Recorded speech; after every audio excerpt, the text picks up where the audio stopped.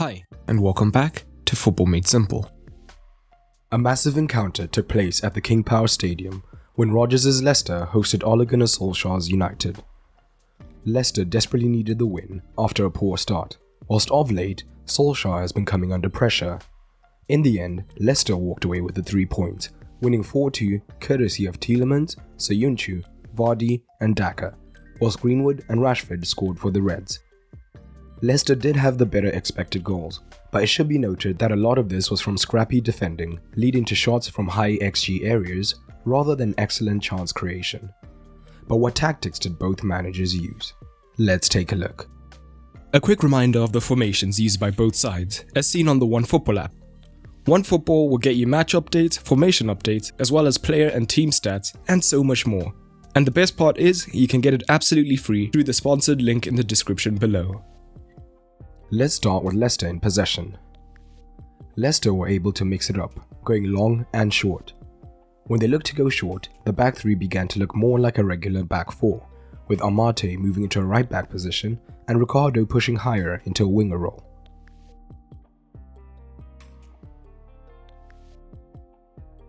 And although they were in a 4-2-3-1, when defending, United were in a 4-4-2, with Fernandes pushing up from attacking midfield to be alongside Ronaldo. Using a shape like this is common practice when a manager wants to save legs of a poor presser or aging player, in this case Ronaldo. We have previously seen Pep do similar when David Silva was in his twilight at Manchester City. It is effective in reducing the lateral distance that a player has to cover. And interestingly, when defending in these situations, Sancho tended to play fairly narrow, initially meaning that Amate was the free outlet.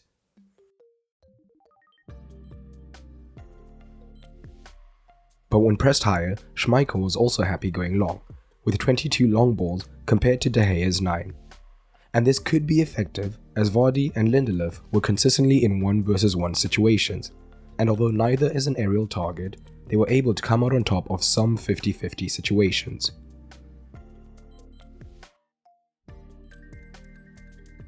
But in open play, we saw both good and bad defensively from United. They stuck to their 4-4-2 shape, and the role of Sancho was interesting. With Leicester only having one man wide by default, Sancho could have pressed Ricardo, but instead he played narrow almost as a third midfielder.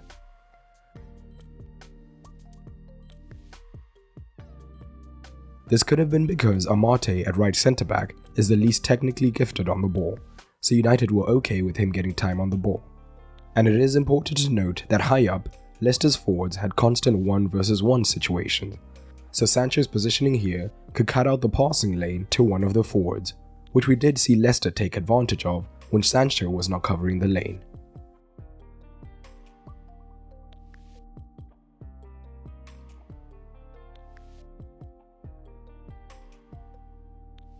And United's defensive shape was most effective when Fernandes and Ronaldo were more passive. So rather than pressing the centre-backs, they would sit on Leicester's double pivots, which would free Pogba and Matic deeper to protect the area between the lines. This was effective in the first 20 or so minutes, limiting the pivot's influence.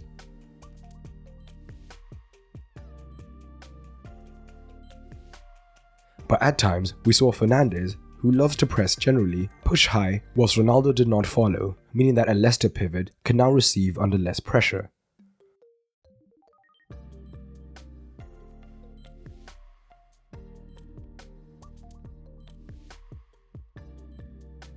With Castagna pushing high down the left-hand side, we could also see Tielemans move wide to receive under less pressure in this zone.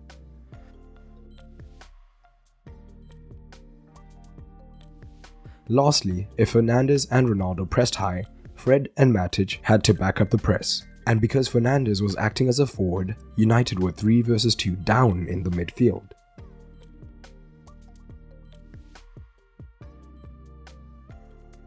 The effect of all three of these situations is that it created scenarios where a penetrative pass into Maddison or Iheanacho could be made again and again, as the threat of Vardy's pace also increased the space to operate in, so the Leicester men could receive, drive forward, and then look to create chances. But we also saw Leicester try take advantage of the left-hand side, particularly when Wan-Bissaka was drawn higher to Castagna, as Maddison from this zone could move into the free region.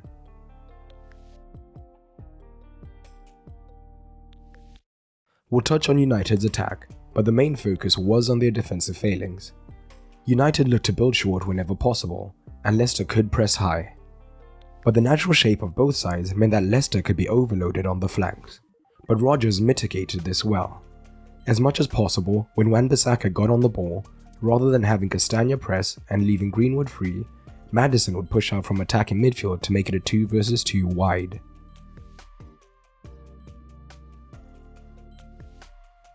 The opposite flank was more adaptable, as Ricardo would push up to press the fullback, and Amate would then become a right back, so that Leicester now had a back 4 and was still 2 versus 2 in the wide regions.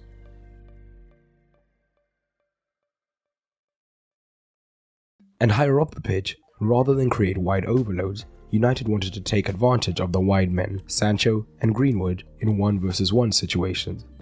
So where Luke Shaw is usually hyper-aggressive and looking to immediately overlap, we saw him stay deeper initially as Sancho was hugging the touchline and would get into 1 versus 1 situations more, although this had limited success. Down the right hand side, Wan-Bissaka would come more central to get Castagna into 2 minds of which of the men to cover. So if he came narrow, Greenwood would be free to receive a switch.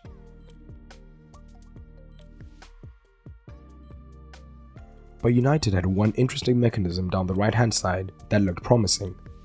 Fernandes had a fairly free role, and we often saw him push up alongside Ronaldo, who also liked to drop deep at times. But time and again we saw an offensive trigger, as soon as Ronaldo looked to make a run into the box in these situations, Fernandes would then move to the wing space on the right into the space created, and now would be in a great position to cross.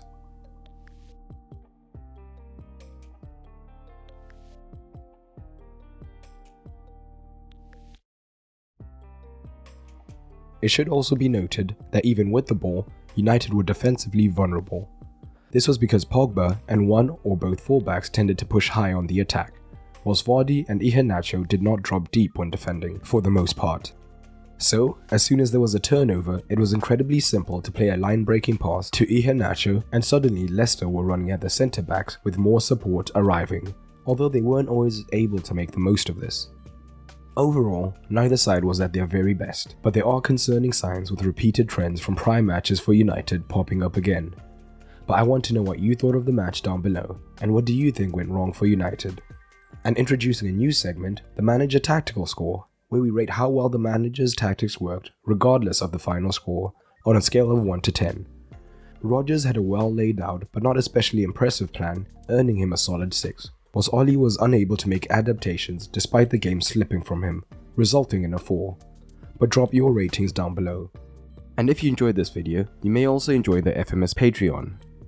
On Patreon, you'll get early access to videos, exclusive videos, as well as the ability to vote on various polls and so much more. It's a great way to support the channel, and it is now cheaper than ever. All you have to do is head over to patreon.com/footballmadesimple, or press the card in the top right or the end card at the end of this video. And a special thanks to my patrons including Whale, Ricardo Caputo and Carl Kjellberg. But that's all for today, and remember, keep it simple.